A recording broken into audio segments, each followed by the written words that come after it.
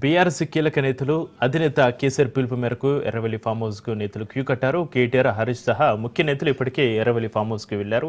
ఈ భేటీలో పలు అంశాలపై చర్చించినట్టుగా తెలుస్తుంది. జూబ్లీహిల్స్ ఉప ఎన్నిక, స్థానిక సంస్థల ఎన్నికలు గెలిపే లక్ష్యంగా కేసీఆర్ ప్రణాళికలు ఈ సమావేశంలో కీలక భూమిక పోషించే అవకాశం ఉంది. అటు అసెంబ్లీ సమావేశాలు, కాళేశ్వరం రిపోర్టు తదితర పరిణామాలపై కూడా చర్చించినట్లుగా తెలుస్తోంది.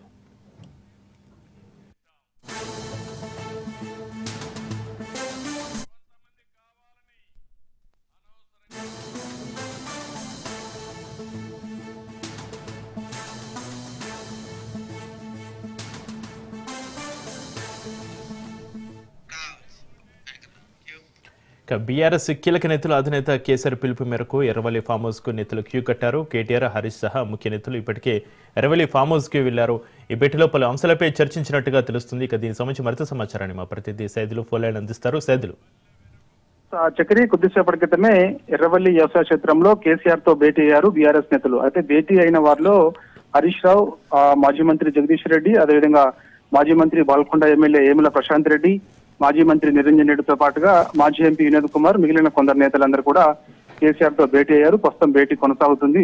అయితే ఈ భేటీలో ప్రధానంగా కొన్ని అంశాలపైన చర్చిస్తున్నట్టు కూడా మనకు సమాచారం. అంటే ముఖ్యంగా మనకి ఈ నెలలో అంటే ప్రత్యేక అసెంబ్లీ సమావేశాలు ఒక 2-3 రోజుల పాటు ఏర్పాటు చేయాలి అని ప్రభుత్వం నిర్ణయానికి వచ్చింది. అయితే ఈ యొక్క సమావేశాల్లో కాళేశ్వరం కమిషన్ నివేదిక పైన చర్చ చేయాలని చెప్పేసి కూడా ప్రభుత్వం భావిస్తుంది. కాబట్టి సో దీనిపైన ఏ విధంగా ముందుకెళ్లాలి అనే దానిపైన కూడా ప్రధానంగా ఈ అంశంపైన చర్చ జరిగే అవకాశం కనిపిస్తుంది. దాంతో పాటుగా ఇక బీసీలకు సంబంధించి 42% రిజర్వేషన్ సంబంధించిన అంశం ఏదైతే ఉందో ప్రధానంగా అది ఈసారి బీసీలకు ఎటువంటి రిజర్వేషన్ అంటే స్థానిక సమస్యలు ఎన్నికలు దగ్గర పడుతున్న వేళ వారికి ఎటువంటి ప్రాధాన్యత ఇప్పుడు ప్రభుత్వం ఇస్తుంది, ఏ విధంగా మనం ముందుకెళ్లాలి అనే దానిపైన కూడా చర్చ జరుగుతుంది. దాని తర్వాత ఇక ఎమ్మెల్యేలకు సంబంధించి అనర్హత వేయాలని చెప్పి సుప్రీంకోర్టు 3 నెలల్లో స్పీకర్ నిర్ణయం తీసుకోవాలని చెప్పేసి సూచన చేసింది. కాబట్టి సో దానిపైన కూడా ప్రధానంగా ఖచ్చితంగా ప్రభుత్వం పైన ఒత్తిడి తీసుకురావాలి. అవసరమైతే మరొకసారి స్పీకర్ ని కలిసి బీఆర్ఎస్ పార్టీ ఎమ్మెల్యేలు ఎంత పత్రం ఇవ్వాలి, దాంతో పాటుగా సుప్రీంకోర్టు ఇచ్చినటువంటి తీర్పు ఏదైతే ఉందో ఆ తీర్పు కాపీని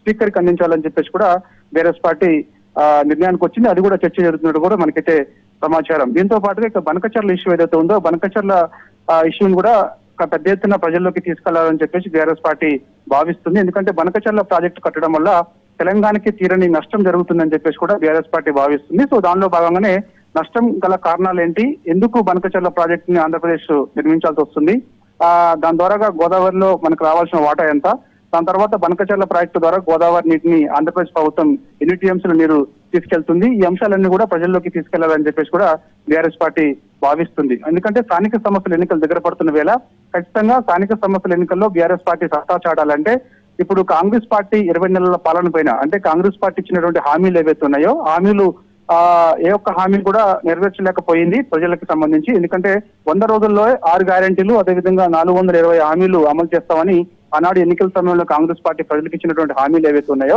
ఆ హామీలకు సంబంధించి కాంగ్రెస్ పార్టీ అధికారంలోకి వచ్చిన తర్వాత 20 నెలలు అవుతున్నా కూడా ఇంతవరకు అమలు చేయలేకపోతున్నారు. కాబట్టి సో ఈ అంశాన్ని ఖచ్చితంగా ప్రజల్లోకి తీసుకెళ్లాలని చెప్పేసి బీఆర్ఎస్ పార్టీ భావిస్తుంది. దానిలో భాగంగానే స్థానిక సమస్యల ఎన్నికల నోటిఫికేషన్ ఎప్పుడు వచ్చినా సరే ఖచ్చితంగా ఎదుర్కోవాలని చెప్పేసి అదేవిధంగా సత్తా చాటాలని చెప్పేసి కూడా బీఆర్ఎస్ పార్టీ భావిస్తుంది. కాబట్టి సో ఈ అంశం పైన కూడా చర్చ జరుగుతుంది. ఇంకా జూబ్లీహిల్స్ ఉప ఎన్నిక, ముఖ్యంగా జూబ్లీహిల్స్ ఉప ఎన్నిక నోటిఫికేషన్ ఎప్పుడు వచ్చినా సరే బీఆర్ఎస్ పార్టీ సిట్టింగ్ స్థానం కాపాడుకోవాలని చెప్పేసి కూడా భావిస్తుంది. ఎందుకంటే గ్రేటర్ హైదరాబాద్ లో బీఆర్ఎస్ పార్టీకి కొంత పట్టుంది. కాబట్టి ఎందుకంటే గతంలో కంటోన్మెంట్ సిట్టింగ్ స్థానం కోల్పోయింది. కాబట్టి సో ఈసారి అలా జరగకుండా ఉండాలంటే ఏ విధంగా ముందుకెళ్లాలనేది కూడా కేసీఆర్ ఒక వ్యూహరచన చేస్తున్నారు. దానిలో భాగంగా మరోసారి అంటే మాగంటి గోపీనాథ్ సతీమణి సునీతికే టికెట్ ఇవ్వాలా, లేకపోతే వాళ్ళ బ్రదర్ వజ్రనాథ్కి టికెట్ ఇవ్వాలా, లేకపోతే ఇతరులకు టికెట్ ఇవ్వాలా అనేది దానిపైన కూడా చర్చ జరుగుతున్నట్టు కూడా మనకైతే సమాచారం. ఎందుకంటే గతంలో మనం చూస్తే కంటోన్మెంట్ ఏదైతే ఉందో